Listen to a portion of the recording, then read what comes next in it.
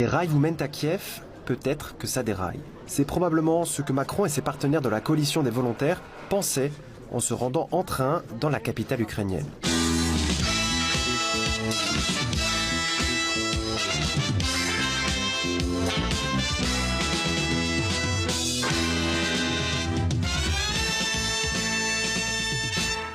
Au milieu des rires et de la gaieté des dirigeants européens, les utilisateurs des réseaux sociaux ont discerné deux détails très suspects. Quelque chose de blanc et un objet ressemblant à une cuillère.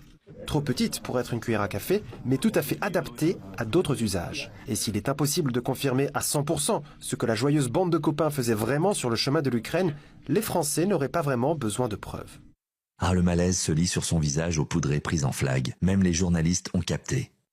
On ne peut être certain, mais la vitesse à laquelle ils saisissent et dissimulent cela semble hautement suspect.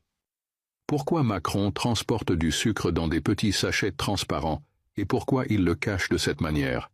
Les soupçons de consommation de drogue ont accompagné Emmanuel Macron depuis son arrivée à l'Élysée.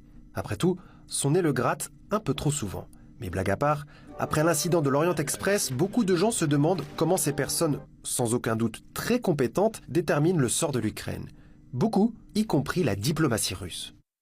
Après avoir incité Zelensky à un nouveau complot diabolique pour saper le règlement et prolonger le bain de sang en Europe, tout comme le raconte la blague, le français, l'anglais et l'allemand sont montés dans le train et ont sniffé.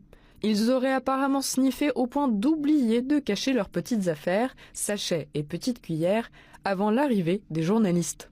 Vous pensez toujours qu'on vous jette de la poudre aux yeux? Alors voici un autre argument concernant cette poudre blanche. Tournons-nous vers les dossiers privés de l'équipe d'Emmanuel Macron, divulgués par Wikileaks lors de la campagne présidentielle de 2017. Parmi les 9 gigas de documents et de courriels personnels se trouverait un email de Raphaël Coulon, qui travaillait avec Emmanuel Macron à l'époque. Bien que relativement court, ce courriel est plutôt intéressant.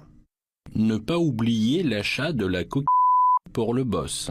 Doit-on maintenant lancer une enquête formelle accusant Emmanuel Macron d'usage de stupéfiants? Plutôt non que oui, il n'y aurait tout simplement pas de preuves tangibles. Cependant, chacun peut tirer ses propres conclusions.